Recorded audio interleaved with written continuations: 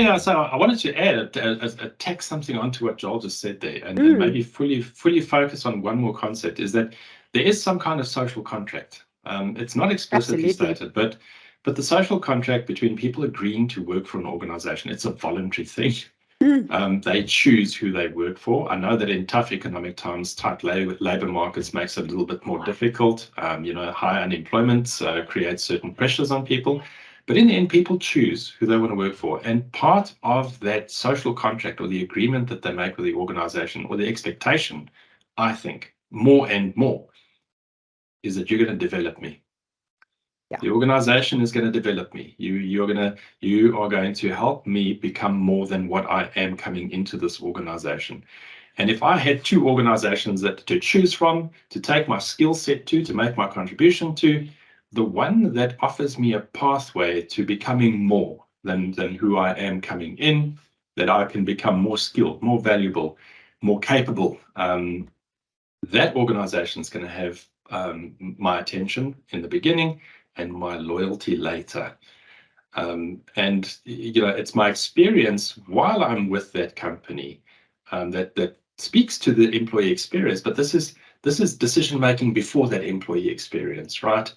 And it's to me that's the important part. If a company has taken a coaching culture on board, they're signaling to the people that are making the decision to come and work for them that development is part of your package of what you're going to get back from us in exchange for your contribution. And that might not be reflected on the salary slip, but it counts. It counts huge, because we're living in a day and age where things are changing so fast. All of us realize that we're going to have to carry on learning. We're going to have to be lifelong learners. We're going to have to keep developing until we retire one day.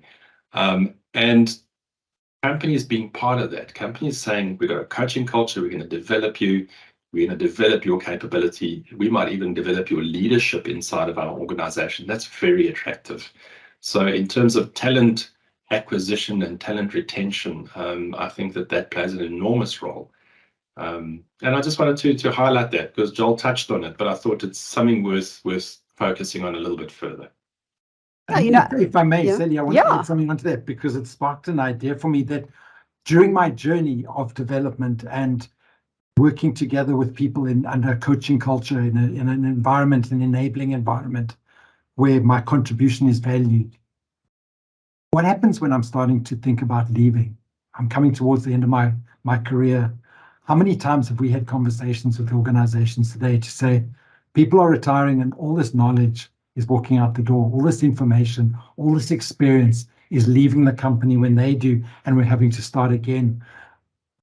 If we're creating a coaching culture, we start to share that knowledge and that experience, that information, simply in the way that we're engaging, so that when that person leaves the organization, same way that when I entered the organization, I'm better off leaving, I get to leave the organization better than I found it, by leaving this knowledge and experience within the organization. I suppose, like the All Blacks, I leave the jersey in a better place than I found it as I exit.